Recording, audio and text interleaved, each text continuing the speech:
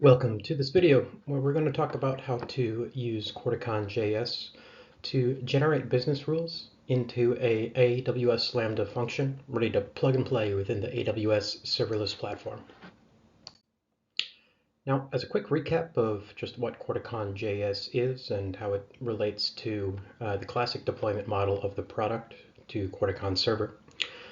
In contrast, Corticon.js enables you to generate all of the business rules created and authored, tested within Corticon.js Studio, generate that into a self-contained JavaScript bundle, meaning that there is no external dependencies from anything else as far as Progress software or Progress Corticon to make that JavaScript work like JavaScript should.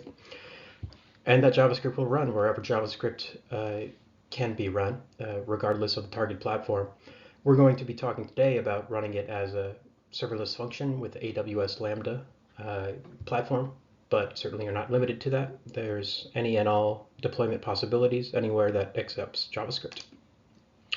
And finally, when we say JavaScript bundle, we're referring to the fact that the ultimate deployable artifact here is really just a single file, just always going to be a single file, a JavaScript file called decisionservicebundle.js within a wrapper that is going to be configured specifically for the platform chosen by the person deploying the actual rules. So let's jump into how we can generate this deployable asset, this AWS Lambda function from Corticon.js Studio. But first, let's just talk about how the input-output data format of Corticon.js looks and how that will relate to the deployable artifact here. As you may know, in Corticon.js Studio, we have a pretty fully fledged, comprehensive testing capability where we can see the ins and outs of how decisions were executed before we actually go to deploy those rules.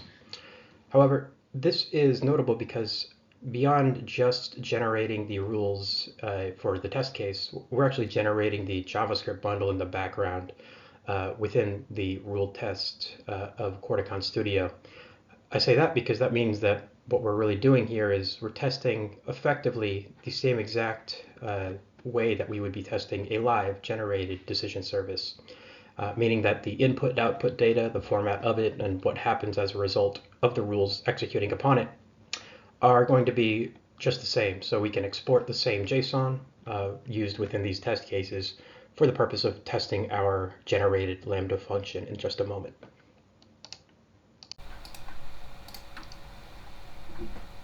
Now, within Corticon.js Studio, as within the classic version of the product, what we're doing once we have the rule flow, the various different nodes containing each of our rule sheets and respective rule flows built directly within this master rule flow, so to speak, we're going to be generating these rules into a decision service. But again, with Corticon.js Studio, we are generating not a decision service to live on Corticon server, but a decision service that will be generated into a self-contained JavaScript bundle.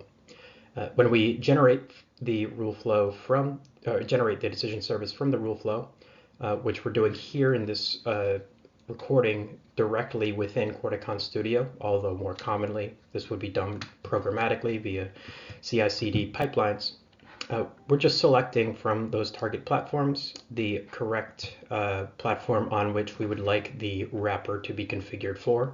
Again, in all cases, the JavaScript itself is going to be in one file, but this is going to configure a pre-built, out-of-the-box, ready-to-run AWS Lambda wrapper code to be able to directly upload what comes out of this deployable, the deployment of Corticon.js directly into AWS Lambda, as if we had just custom coded an AWS Lambda function and are now testing it. So let's go and take a look at where our generated JavaScript bundle has been placed within our file system. We can see how the Lambda function is generated into a zip file containing, again, what is always going to be generated from the rules, one file containing all of the rules that have been transpiled into JavaScript code. That's that decisionservicebundle.js file. And then the index.js is going to be the JavaScript code for invoking that function. So we're actually going to use this as the handler code directly within AWS Lambda in just a moment. So if we go into AWS Lambda, the Lambda portal, let's go to from all services. That's how we can navigate into the Lambda specific offering. From there, we'll create a function starting with just the author from scratch template. We're not going to make much tweaks as far as configuration to this initial default, but a few of the ones that we will need is just a basic name for it. Then we're going to proceed to optionally define the runtime configuration. So you're going to have the same level of performance that you can essentially define by the level of compute delegated to the AWS instance wherein you're running this function. So we're going to use the defaults here, but bear in mind we can always adjust for performance as needed in order to maximize the SLA within the necessary timelines to get an actual decision produced from a decision service. Now, we're going to show in this tutorial briefly how we can both generate the Lambda function or upload the Lambda function that has been generated here, but also test it using the function URL capability that AWS provides. This is something that is quite handy. You used to need to have a API gateway in order to invoke and test this decision service from any external application.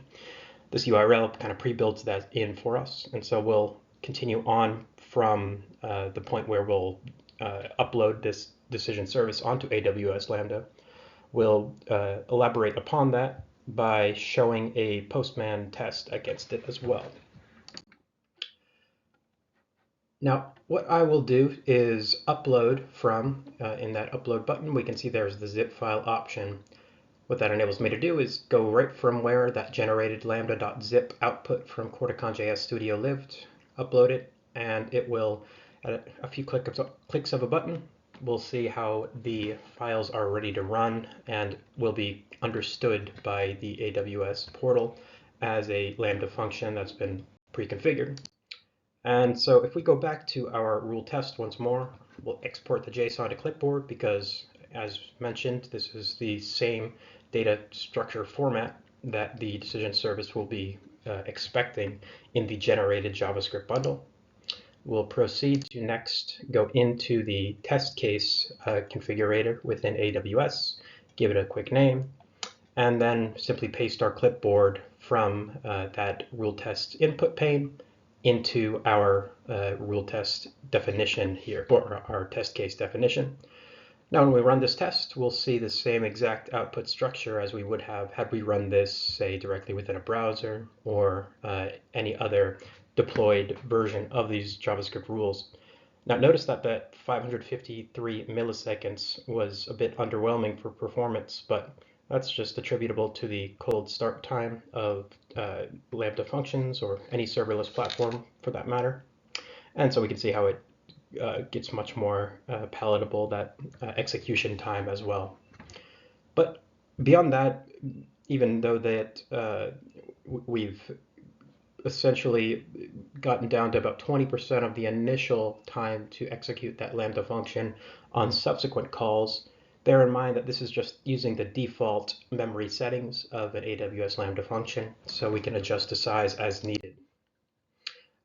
In order to do that, we can go into that configuration pane right up above, and we'll see how we have the most basic specs available or pre-configured from those defaults that can be overwritten as desired. Also within the configuration pane is where we can go ahead and define the function URL.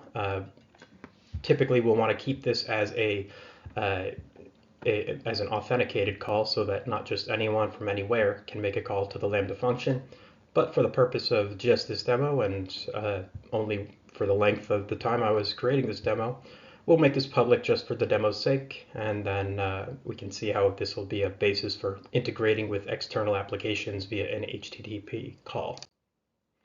So now what I can do from here is to go into a testing application with that Lambda URL. Here I'm in a Postman example. And when I just paste that same input, run it against that AWS portal, AWS URL that is, I can see the same exact output as I had within the rule test output and as I had within the built-in test capability in the AWS portal.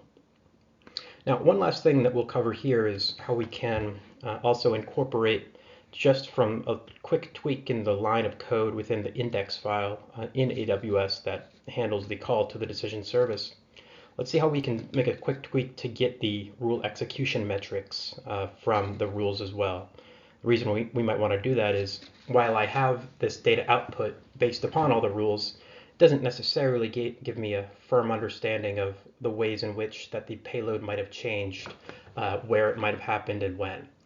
Currently, I have just these rule messages being rendered back, as you'll see in the screen grab currently, but that's contingent upon me as the rule modeler having documented in those plain language rule statements, having documented the description of what a given rule is doing. If I don't do that, it's not necessary to create rule statements for every rule, then it can be harder for the implementer to really be able to trace back how a given decision was made on which rules that have actually operated upon that input in order to produce a given aspect of the output decision.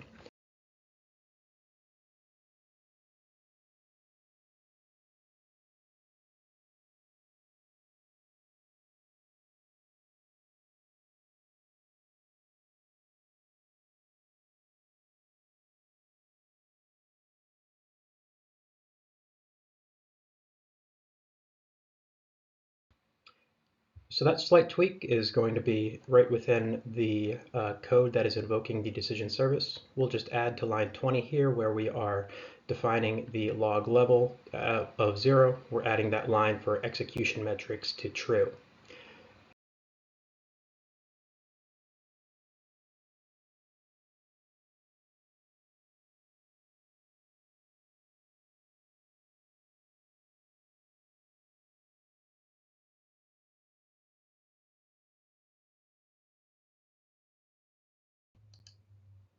Now, on the very next time we'll hit send from Postman, we'll see we get a whole bunch more data about all of the every way that the rules changed the data from the input to the output, the sequence of events, what a given field of the data looked like before, what it looks like now, and the various different rule sheet names, rule number within that rule sheet, all sorts of good stuff for logging analytics and understanding how a decision was made at a given point in time.